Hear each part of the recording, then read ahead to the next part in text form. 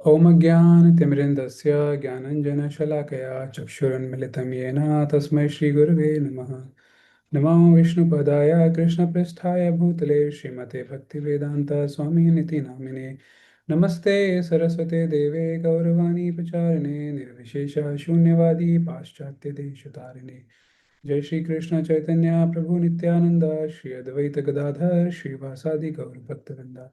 हरे कृष्णा कृष्णा कृष्णा हरे हरे, हरे Ram Ram Ram Hare Hare. Okay, तो जैसा कि हमको पता है कि अभी हम श्री वाल्मीकि रामायण का डिस्कशन कर रहे हैं। कल से हमने स्टार्ट किया है और फिलहाल हम किष्किंधा कांड को पढ़ रहे हैं।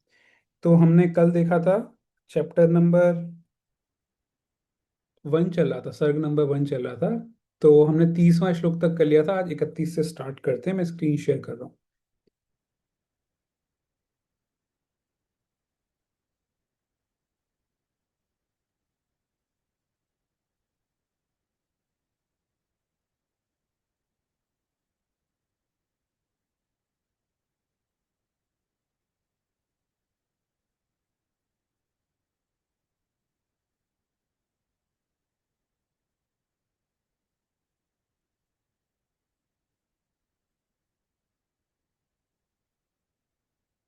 आई होप आपको मेरा स्क्रीन दिख रहा होगा।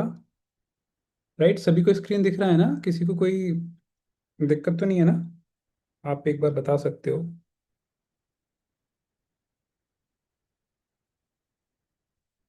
मेरा आवाज आ रहा है? कोई हाँ ना कुछ तो बोल दो। आ रहा है। Okay Hare Krishna. Okay okay okay okay. ठीक है, तो हम लोग अभी स्टार्ट करते हैं। तो हमारा पहले 30वां एक बार दोबारा से हम लोग पढ़ लेते हैं। सुमित्रा नंदन। तो बैकग्राउंड में क्या था कि राम, जिस जिस आप लोग प्लीज म्यूट कर लीजिए। तो राम भगवान और लक्ष्मण जी वो सीता जी को ढूंढ रहे हैं और अभी पंपा सरोवर के आसपास में है वो, है ना? और वहाँ की सुंदरता को देख के राम भगवान लक्ष्मण जी से कुछ बात कर रहे हैं। वो अपना एक तरह से जो उनको अंदर से सफरिंग है, वो जो सीता जी को मिस कर रहे हैं, वो उस वाली चीज़ को लक्ष्मण जी के साथ शेयर कर रहे हैं। तो एक्चुअली यहाँ पे काउंसलिंग की चीज़ भी आती है कि कई बार whenever we are feeling pain या सफरिंग, अगर हम फील कर रहे हैं तो शेयर करने से थोड़ा थोड़ा सा हल्का हो जाता है। तो राम भगवान भी यहाँ पे वही कर रहे हैं, लक्ष्मण जी के साथ शेयर कर रहे हैं। ठीक है, सुमित्रा नंदन जहाँ पे भी आ रहा है, यानी सुमित्रा के बेटे लक्ष्मण जी। तो 30 वाले श्लोक में क्या है? सुमित्रा नंदन, यदि मैं सूक्ष्म बरौनियों और सुंदर केशों वाली मधुर भाषिणी सीता को न देख सका तो मुझे इस जीवन से कोई प्रयोजन नहीं है। तो एक तरह से राम भगवान को आ, वो ये बोल रहे हैं कि ना, विदाउट सीता मेरा जीवन में रहने का या इस संसार में रहने का कोई औचित्य नहीं है ना? पर्पजलेस हो जाऊंगा if Sita is not there. So हम समझ सकते हैं कि like he is missing her so much. फिर नेक्स्ट, निष्पाप लक्ष्मण, वसंत ऋतु में वन की शोभा बड़ी मनोहर हो जाती है। इसकी सीमा में सब ओर कोयल की मधुर कूक सुनाई पड़ती है। मेरी प्रिया सीता को यह समय बड़ा ही प्रिय लगता था। अनंग वेदना से उत्पन्न हुई शोकाग्नि वसंत ऋतु के गुणों का ईंधन पाकर बढ़ गई है। जान पड़ता है यह मुझे शीघ्र ही अविलंब जला देगी।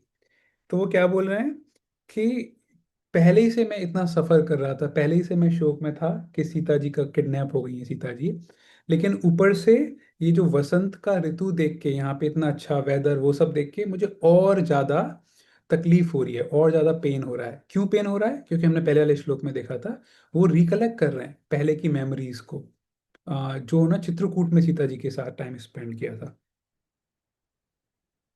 फिर है, अपनी उस प्रियतमा पत्नी को मैं नहीं देख पाता हूँ और इन मनोहर वृक्षों को देख रहा हूँ। इसलिए मेरा यह अनंग ज्वर अब और बढ़ जाएगा। विदेह विदेह नंदिनी सीता यहाँ मुझे नहीं दिखाई दे रही है, इसलिए मेरा शोक बढ़ाती है। तथा मंद मलयान मलयानी मलय अनिल के द्वारा स्वेद संसर्ग का निवारण करने वाला यह वसंत भी मेरे शोक की वृद्धि कर रहा है। अ, देखो, मुझे कभी कभी थोड़ा सा हिंदी में भी हो जाता है दिक्कत, so please bear with that. Sumitra Kumar, मृग नयनी सीता चिंता और शोक से बलपूर्वक पीड़ित किए गए मुझ राम को और भी संताप दे रही है। साथ ही यह वन में बहने वाली चैत्र मास की वायु भी मुझे पीड़ा दे रही है। तो कल हमको याद है, कल हम ये चीज डिस्कस कर रहे थे कि कौन सा महीना चल रहा था, है ना, वहां पे नई नई घास उग रही थी वो सब। तो हमने देखा था ना चैत्र मास, तो यहाँ पे ये वही चैत्र मास की बात है। आप ये देखिए, क्रूरश्चैत्र वनालिन वना निलह, अनिलह मतलब अग्नि। तो श्लोक में इस तरह से आया है। फिर नेक्स्ट श्लोक को देखते हैं, 36। ये मोर स्फटिक मणि के बने हुए गवाक्षों झरोकों के समान प्रतीत होने वाले अपने फैले हुए पंखों से जो वायु से कंपित हो रहे हैं, इधर उधर नाचते हुए कैसी शोभा पा रहे हैं। मयूरियों से घिरे हुए ये मदमस्त मयूर अनंग वेदना से संतप्त हुए मेरी इस काम पीड़ा को और भी बढ़ा रहे हैं। तो बेसिकली मोर खुशी के मारे नाच रहा है, लेकिन यहाँ पे राम भगवान सामने देख रहे हैं कि एक एनिमल है, या एक ऑर्गेनिज्म कह सकते हैं, जो कि बहुत खुश है, लेकिन वो यहाँ पे बहुत सफर कर रहे हैं। लक्ष्मण, वह देखो, पर्वत शिखर पर नाचते हुए अपने स्वामी मयूर के साथ साथ वह मोरनी भी काम पीड़ित होकर नाच रही है। मयूर भी अपने दोनों सुंदर पंखों को फैलाकर मन ही मन अपनी उसी रामा प्रिया का अनुसरण कर रहा है तथा अपने मधुर स्वरों से मेरा उपहास करता सा जान पड़ता है। तो हम लोग ने जो देखा था ना कि बेसिकली हर अच्छी चीज या हर कोई जो अभी वहां एंजॉय कर रहा है, उससे राम भगवान को यह लग रहा है कि अगर सीता होती तो शायद मैं भी इस सारे टाइम को अच्छे से व्यतीत कर पाता, लेकिन मैं अभी वो चीज नहीं कर पा रहा। निश्चय ही वन में किसी राक्षस ने मोर की प्रिय का अपहरण नहीं किया है, इसलिए यह रमणीय वनों में अपनी वल्लभा के साथ नृत्य कर रहा है। फूलों से भरे हुए इस चैत्र मास में सीता के बिना यहाँ निवास करना मेरे लिए अत्यंत दुस्सह है। लक्ष्मण, देखो तो सही, तिर्यक योनियों में पड़े हुए प्राणियों में भी परस्पर कितना अधिक अनुराग है। इस समय यह मोरनी काम भाव से अपने स्वामी के सामने उपस्थित हुई है। फिर यदि विशाल नेत्रों वाली सीता का अपहरण न हुआ होता, तो वह भी इसी प्रकार बड़े प्रेम से वेग पूर्वक मेरे पास आती। तो ये वाला जो हमारा पूरा सेक्शन है, आप यहाँ पे देखेंगे कि यहाँ पे राम भगवान अलग अलग एनिमल्स के साथ कंपेयर कर रहे हैं कि वो किस तरह से खुश है, लेकिन समहाउ मैं यहाँ पे अभी खुश नहीं हूँ। तो आप ये देखो ना, इसको हम अपनी लाइफ से भी जोड़ सकते हैं। कई बार क्या होता है, अगर हमारी लाइफ में सब कुछ ठीक ठाक चल रहा है तो कोई दिक्कत नहीं, हम हर किसी से हम खुश हैं, कोई इतना दिक्कत नहीं है। लेकिन कभी हमारी लाइफ में अगर दुख चल रहे हैं या प्रॉब्लम चल रही है, फिर हमको हर किसी की लाइफ में उस पर्टिकुलर एस्पेक्ट में अगर कुछ खुशी है, तो वो हमको थोड़ी सी ना दिमाग में कुछ तो पिंच करती है, हमको लगता है कि यार मैं इस चीज़ को मिस कर रहा हूँ। मैं आपको एग्जांपल देता हूँ।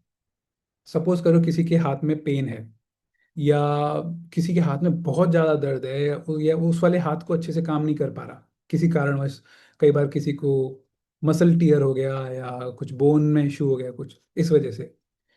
तो पहले तक सब कुछ सही था, लेकिन अभी क्योंकि उस व्यक्ति का उस हाथ में पेन है, तो अब क्या है, अब वो जब भी किसी और व्यक्ति को देखेगा, सपोज करो वो किसी व्यक्ति को देखता है वो बैडमिंटन खेल रहा है, और आप देख रहे हो कि राइट हैंड से वो बैडमिंटन खेल रहा है, तो उस समय ना अपने आप ये थॉट आ जाएगा कि मेरे हाथ में पेन है, मैं शायद इतना फास्ट बैडमिंटन नहीं खेल पाऊँ, लेकिन सामने वाला वो खेल पा रहा है। तो बेसिकली वो चीज़ मेरे पास नहीं है, लेकिन सामने वाले के पास वो चीज़ है। तो इसलिए मुझे थोड़ा सा दुख हो रहा है, क्योंकि सामने वाला उस चीज़ को एंजॉय कर रहा है ना। इनफैक्ट एक एग्जाम्पल ये भी दिया जाता है कि सपोज करो किसी का कोई नए शूज लेके आया है, या फिर उसके शूज खराब हो गए या कुछ दिक्कत हो गई। सब कई बार जैसे हील की चप्पल पहन के कोई जा रहे हैं, लेकिन वो हील टूट गई तो चलने में दिक्कत हो रही है। तो अब वो हर किसी को, आसपास वाले को देखेंगे कि वो कितने अच्छे से चल पा रहा है या चल पा रही है, लेकिन मेरे इस चप्पल की हील खराब हो गई तो मुझे दिक्कत हो रही है। ये आप लोगों ने भी नोटिस किया होगा। या एक और एग्जांपल देख सकते हैं, अगर सपोज करो कभी किसी ने नया जैकेट परचेज किया है ना। अब आप अपने जैकेट से इतने ज़्यादा अटैच्ड हो, या आपको इतना अच्छा फील हो रहा है उस जैकेट के साथ, कि और बाकी भी आसपास जो लोग हैं ना, आप उनकी जैकेट को नोटिस करोगे, क्योंकि आप अभी थोड़ा सा अपनी जैकेट के बारे में सोच रहे हो। एग्जैक्टली यहाँ पे राम भगवान के साथ हो रहा है कि क्योंकि वो अभी सीता जी के बारे में सोच रहे हैं, और वो इस चीज़ को मिस कर रहे हैं कि सीता जी नहीं है, इसलिए वो बाकी के और लोग भी, जो कि आ, आराम से, जो भी एक तरह से एनिमल्स, जो ही और शी, जो दोनों एनिमल्स जो वहाँ पे जितने भी हैं, वो एंजॉय कर रहे हैं, साथ साथ घूम रहे हैं, but Ram is not able to do that. So वो चीज़ उनके दिमाग में रिफ्लेक्ट हो रही है। यहाँ से हम क्या सीखते हैं? हम यही सीखते हैं कि बेसिकली कई बार हमारे साथ, अगर हम किसी चीज़ को, कोई चीज़ हमारे पास नहीं है, तो हम, हमारे अंदर टेंडेंस, औरों के अंदर वो चीज़ हम देखेंगे कि यार उसके पास वो है, हमारे पास नहीं है। इसका एक नेक्स्ट स्टेप जो थोड़ा नेगेटिव हो जाता है, वो ये है कि हो सकता है हमारे अंदर जेलसी वाली भावना आ जाए, सामने वाले से ईर्ष्या की भावना आ जाए, और उसके प्रति हमको द्वेष या फिर थोड़ा नेगेटिव फीलिंग आ जाए। उस चीज़ से हमको बचना है। तो ये एक लेसन है जो हम यहाँ से सीख सकते हैं। हमारे पास कोई चीज़ नहीं है, सामने वाले के पास है, लेकिन हमें उससे नेगेटिव उसके प्रति फील नहीं करना कि उसको नीचे गिरा दें, कि उसके पास से भी वो चीज़ छिन जाए। ठीक है, this is one lesson. Next, Lakshman, इस वसंत ऋतु में फूलों के भार से संपन्न हुए इन वनों के ये सारे फूल मेरे लिए निष्फल हो रहे हैं। प्रिया सीता के यहाँ न होने से इनका मेरे लिए कोई प्रयोजन नहीं रह गया है। अत्यंत शोभा से मनोहर प्रतीत होने वाले ये वृक्षों के फूल भी निष्फल होकर भ्रमर समूहों के साथ ही पृथ्वी पर गिर जाते हैं। हर्ष में भरे हुए ये झुंड के झुंड पक्षी एक दूसरे को बुलाते हुए से इच्छानुसार कलरव कर रहे हैं, और मेरे मन में प्रेमोन्माद उत्पन्न किए देते हैं। जहां मेरी प्रिय सीता निवास करती हैं, वहां भी यदि इसी तरह वसंत छा रहा हो, तो उसकी क्या दशा होगी। निश्चय ही वह वहां पराधीन हुई सीता मेरी ही तरह शोक कर रही होगी। देखो, दिस इज एम्पैथी, कि यहाँ पे जिस प्रकार से राम भगवान को पेन हो रहा है, इतना सारा वसंत ऋतु का अच्छा अच्छा सीनिक चीजें देख के, वो सोच रहे हैं कि जहाँ पे सीता होंगी, वहां पे भी अगर वसंत ऋतु होगी, तो जिस तरह से मैं पेन फील कर रहा हूँ, दर्द फील कर रहा हूँ, सीता को मिस कर रहा हूँ, तो शायद सीता जी भी वैसा ही मिस कर रही होंगी। मैं तो सम हाउ टॉलरेट कर पा रहा हूँ इस चीज को। पता नहीं सीता जी किस तरह से मैनेज कर रही होंगी, किस तरह से इस चीज को टॉलरेट कर रही होंगी। तो यहाँ पे अपने आप को दूसरे के शूज में डाल के देखना, बोलते हैं ना, सामने वाले के जूते में अपने आप को रख के देखो कि सामने वाले को कैसा फील हो रहा है। तो ये एम्पैथी वाली चीज है। यहाँ से हमको एक तरह से एम्पैथी वाला लेसन भी सीख सकते हैं हम, कि सामने वाले को क्या पेन हो रहा है, हमको थोड़ा उस डायरेक्शन में भी सोचना चाहिए। ओके। अवश्य ही जहाँ सीता है, उस एकांत स्थान में वसंत का प्रवेश नहीं है, तो भी मेरे बिना वह कजरारे नेत्रों वाली कमल नयनी सीता कैसे जीवित रह सकेगी। फिर ये बोल रहे हैं कि अगर सपोज करो वहां पे वसंत नहीं भी है, हो सकता है चार दीवारी के बीच में सीता को कहीं पे किसी जगह पे बिल्डिंग में या किसी कमरे में रखा होगा किडनैप करके, तो वहां पे तो वसंत और ये सब नहीं देख पाएंगे। अगर वैसी भी सिचुएशन है, फिर भी सीता मुझको पक्का मिस कर रही होंगी। ये राम भगवान बोल रहे हैं। अथवा संभव है जहां मेरी प्रिया है, वहां भी इसी तरह वसंत छा रहा हो, परंतु उसे तो शत्रुओं की डांट फटकार सुननी पड़ती होगी। अतः वह बेचारी सुंदरी सीता क्या कर सकेगी। फिर नेक्स्ट, जिसकी अभी नई नई अवस्था है, और प्रफुल्ल कमल दल के समान मनोहर नेत्र हैं, वह मीठी बोली बोलने वाली मेरी प्राण वल्लभा जानकी निश्चय ही इस वसंत ऋतु को पाकर अपने प्राण त्याग देगी। मतलब और ज्यादा मिस करेंगी वो मुझको। मेरे हृदय में यह विचार दृढ़ होता जा रहा है कि साध्वी सीता मुझसे अलग होकर अधिक काल तक जीवित नहीं रह सकती। ये रियलिटी है। हमको पता है कि जब सीता जी वहां पे अशोक वन में थी रावण के उधर, तो वहां पे वो कुछ समय तक वेट किया और फिर उसके बाद सीरियसली वो अपने प्राण त्यागने के लिए कोशिश करती हैं। लेकिन उस समय हनुमान जी आ जाते हैं, वो हम आगे सुंदरकांड में वो वाला देखेंगे। नेक्स्ट, वैसे यहाँ से आप एक चीज और देख सकते हो। यहाँ पे क्या लिखा हुआ है? साध्वी सीता। तो कई बार ना हम लोग ऐसे देखते हैं साधु या साध्वी, ये वर्ड हम जनरली ऐसा सोचते हैं कि जो जिसने अपना पूरा लाइफ में सब कुछ त्याग दिया उसके बाद ही वो व्यक्ति साधु या साध्वी कहला सकता है। बट ऐसा नहीं है। सीता जी कौन है? गृहस्थ। लेकिन गृहस्थ भी साध्वी या साधु हो सकते हैं, है ना? तो सीता जी को साध्वी नाम से संबोधित किया गया है। तो कोई भी व्यक्ति किसी भी परिस्थिति में, चाहे वो मैरिड है चाहे अनमैरिड है, सिंगल है, जैसा भी है, वो हमेशा साधु या साध्वी बन सकता है। उसके लिए क्या चाहिए? हमको कॉन्शियसनेस, हमारी चेतना में भगवान होने चाहिए, है ना? बाकी एक्सटर्नल चीजें इतना मैटर नहीं करती कि ऊपर से हम कैसे कपड़े पहन रहे हैं या फिर हमारा क्या वर्ण है या क्या आश्रम है। Doesn't matter. ठीक है, तो एक ये भी लर्निंग है यहाँ से।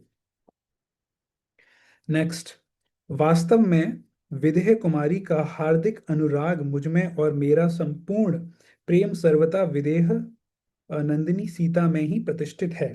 फूलों की सुगंध लेकर बहने वाली यह शीतल वायु जिसका स्पर्श बहुत ही सुखद है, प्राण वल्लभा सीता की याद आने पर मुझे आग की भांति तपाने लगती है। पहले जानकी के साथ रहने पर जो मुझे सदा सुखद जान पड़ती थी, वही वायु आज सीता के विरह में मेरे लिए शोकजनक हो गई है। लगभग ऐसा श्लोक हमने पहले भी देखा था, जिसमें वो सेम चीज, जब हम किसी को मिस कर रहे होते हैं तो वो हमको दुख दे रही होती है। ठीक है, सेम चीज ही रिपीट हो रही है। जब सीता मेरे साथ थी उन दिनों जो पक्षी कौवा आकाश में जाकर कांव कांव करता था, वह उसके भावी वियोग को सूचित करने वाला था। अब सीता के वियोग काल में वह कौवा वृक्ष पर बैठकर बड़े हर्ष के साथ अपनी बोली बोल रहा है। इससे सूचित हो रहा है कि सीता का संयोग शीघ्र ही सुलभ होगा। तो यहाँ पे देखो, इसको थोड़ा ध्यान से पढ़ते हैं। जब सीता मेरे साथ थी उन दिनों जो पक्षी कौवा आकाश में जाकर कांव कांव करता था, वह उसके भावी वियोग को सूचित करने वाला था। और अब सीता के वियोग काल में वह कौवा वृक्ष पर बैठकर बड़े हर्ष के साथ अपनी बोली बोल रहा है।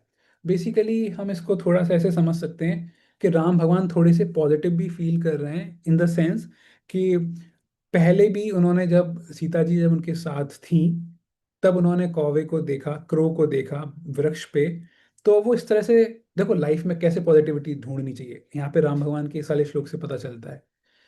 वो सोच रहे हैं कि जब कौवा पहले भी मैंने वृक्ष पे देखा था, है ना, काँव काँव जब वो करता था, तो उस समय सीता जी मेरे साथ थी। और अभी मुझे फिर से कौवा दिख रहा है यहाँ पे वृक्ष पे और वो भी आवाजें निकाल रहा है। तो ये कहीं इस बात का सूचक तो नहीं है कि जल्दी सीता मुझे मिलने वाली है? क्योंकि पहले भी जब कौवा था तो सीता जी मेरे साथ थी। हाँ, और अभी भी कौवा यहाँ पे है, तो दोबारा से सीता जी मुझे जल्दी मिलने के चांसेस हैं। इसी चीज को दूसरी तरीके से कैसे देख सकते हैं कि पहला जब कौवा था उस समय कितने अच्छे से सीता जी भी खुशी खुशी रहती थी, मैं भी खुशी खुशी रहता था, लेकिन अभी सेम कौवा है लेकिन सीता जी यहाँ पे नहीं है। सेम सिचुएशन, लेकिन राम भगवान इसको ना थोड़े पॉजिटिव तरीके से देख रहे हैं। तो आप देखोगे पिछले लगभग 55 श्लोकों में कभी पॉजिटिव चीज पे फोकस कर रहे हैं, कभी नेगेटिव चीज पे फोकस कर रहे हैं। तो जब व्यक्ति अपने किसी बहुत ही करीबी व्यक्ति को मिस करता है, तो एक तरह से ना बहुत नेगेटिव भाव में होता है। बट उस सब के बीच में हमें कोशिश करनी चाहिए कि पॉजिटिविटी को भी लेके आए।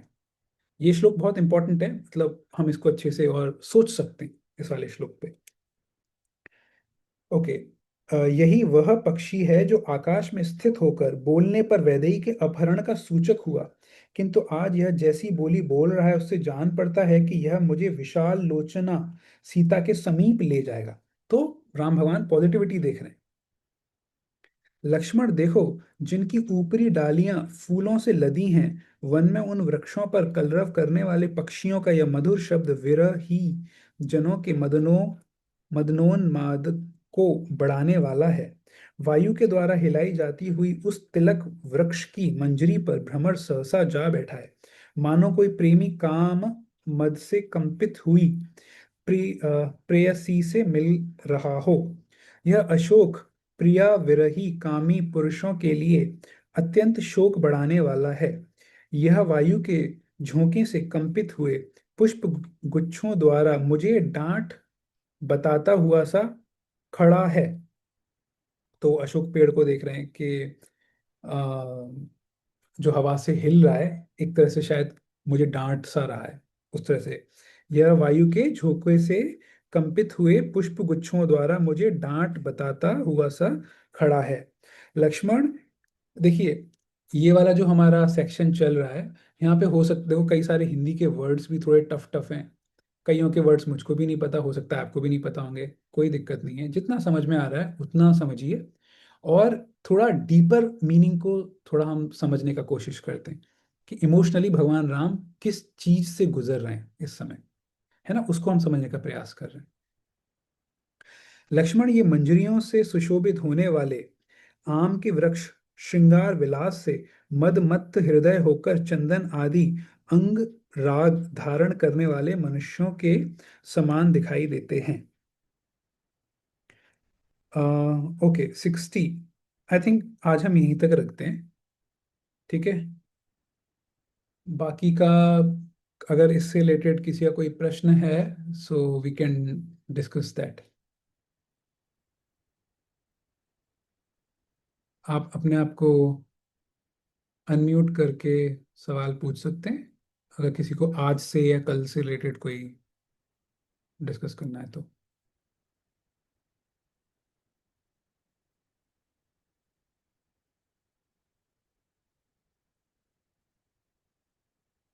किसी को कोई प्रश्न नहीं है?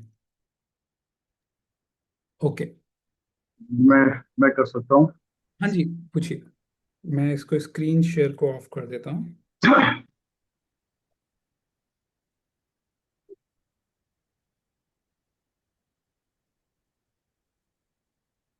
हम्म।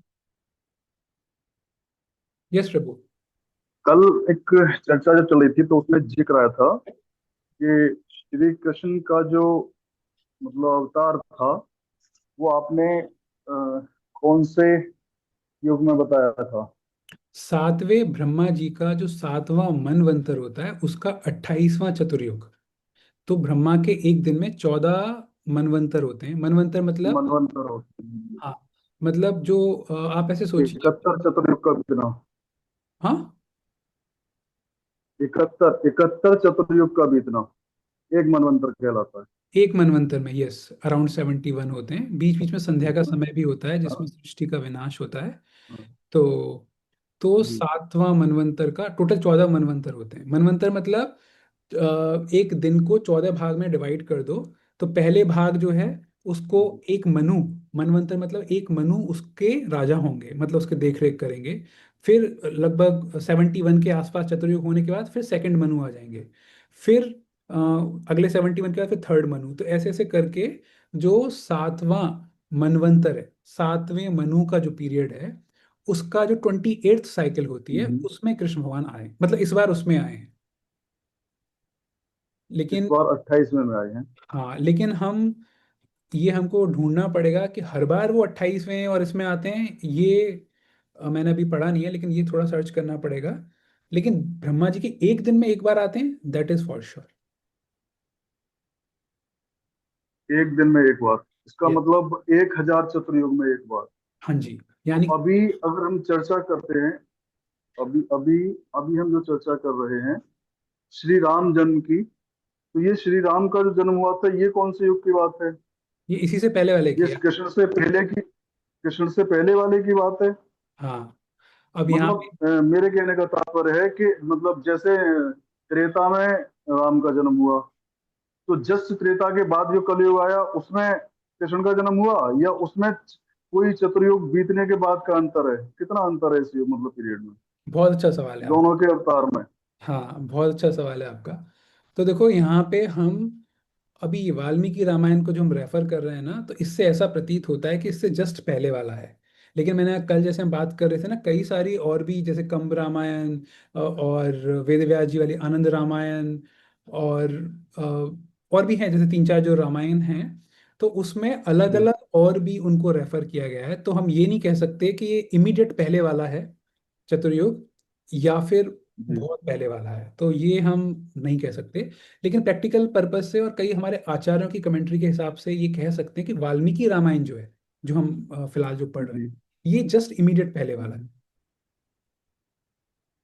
अच्छा, इस पर जरा चर्चा करके और डीपली जाके ही बताइएगा, हाँ, ये उसको थोड़ा क्लियर ढूंढ करते सकते हैं। हैं, इनफैक्ट हाँ मुझे भी चेक करना पड़ेगा। तो जी। हम्म, ठीक है। चलिए, आज के लिए इतना ही। आगे किसी और का बोल सकते हैं।